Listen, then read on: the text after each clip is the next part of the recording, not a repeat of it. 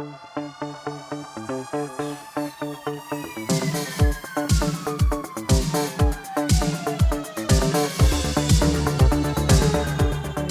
welcome to Next Day Podcast, the podcast where we have discussions on different topics. This is our first episode for the new year. This is going to be me. For this episode, we're doing a 3-topic one. So let's jump into that. I'll just talk about um the the topics that we're going to be talking about. So we're going to be talking about an Ontario farm is changing its policy over stolen apples. Former Finance Secretary swindled $55,000 from Union. And I guess another topic here about Tesla and using that to pass their driver's tests. So let's jump in to it. Okay. So a Manitoba branch of Unifor is suing its former financial secretary, alleging she misappropriated over $50,000 of the union's funds through forged or altered checks last year. Unifor Local 3005, which represents about 350 employees, and I think it's Meglin Aerospace in Winnipeg, accuses Ashley Samonti of negligence, breach of contract, and breach of fiduciary duty, according to a lawsuit filed at the Manitoba Court of King's Bench on September 11th of 2025. Samonti, who started working for the union around January of 2024, was entrusted to handle Local 3005's financial affairs and bookkeeping as financial secretary, according to the suit. She was allowed to write checks and approve payments. An internal investigation by the union in or around October 2024 found that between July and October of that year, Samonti submitted payments from union funds into her own personal bank account by issuing and depositing forged or altered checks to herself without the union's knowledge or consent, the statement claim alleges, which is like, again, why do people do this? You're going to get caught. Like, I don't know why people do this. Anyways, the union claims she knowingly misrepresented amounts and names on payment documents with the intent to defraud Unifor. It also alleges she failed to maintain internal records or any proper records relating to the union's financial affairs. None of the allegations have been proven in court. A statement of defense has not yet been filed at the time of this news article.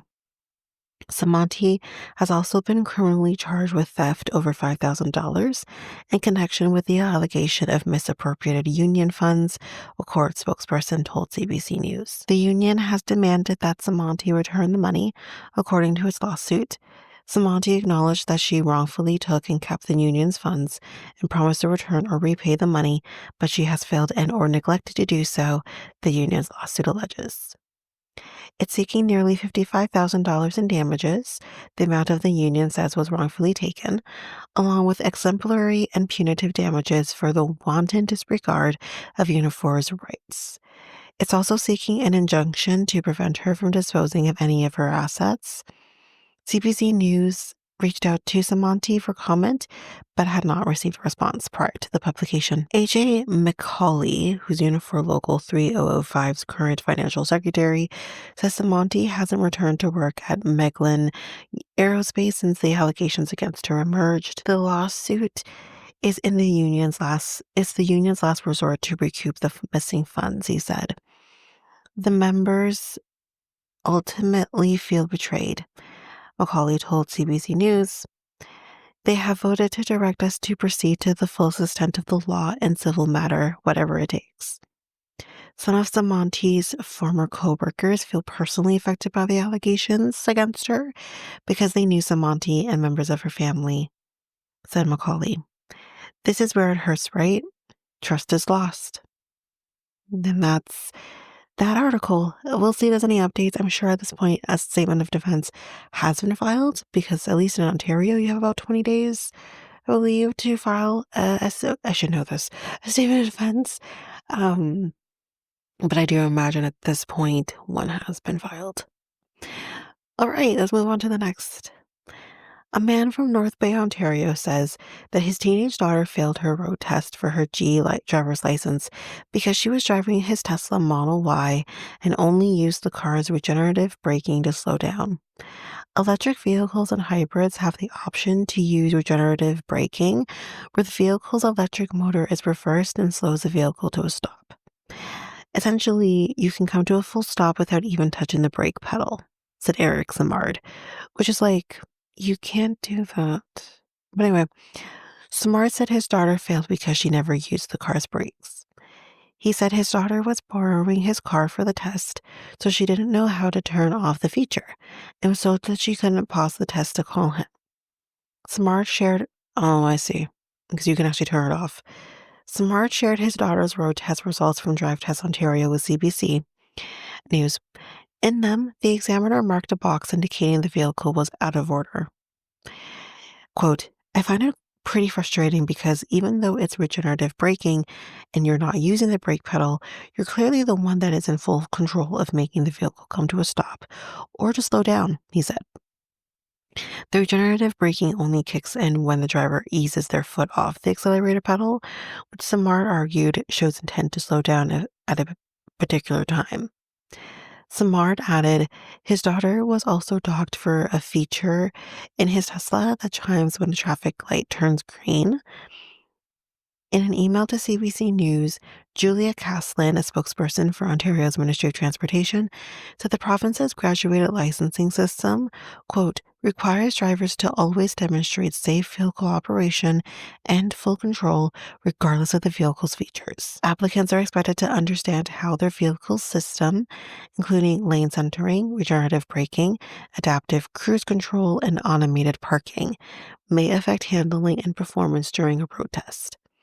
Caslin did not say if there are any requirements to use a vehicle's brake pedal to come to a full stop if regenerative braking is also an option.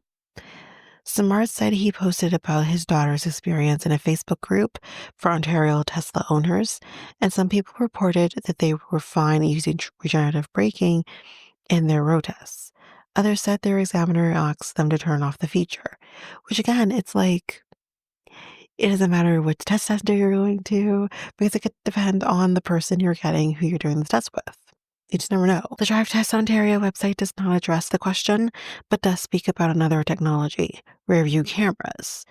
The website says drivers can use their rear camera during their road test. That's a change because it never used to be that way. But must also show good observation skills. You can't just rely on the camera. This means turning your head, checking mirrors, and looking around while backing, the website says. Instructors say basic skills are important. Syed Tariq, a driving instructor and owner of the Greater Sudbury Driving School, said he's not aware of any written rules banning the use of assistive technologies in Ontario road tests, but Tariq said he discourages his students from using such technologies when he's teaching them. My vehicles that I teach in don't have blind spot detectors.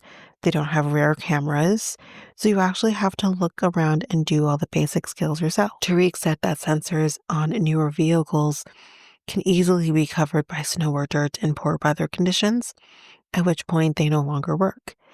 In those cases, he said, it's especially important that drivers know how to handle their vehicles without them. Amanda LaCroix, I think is how you say it, a driving instructor with the Northern Lights Driving School in the Levesque community of Greater Sudbury, said she has mixed feelings about driver assistance technologies.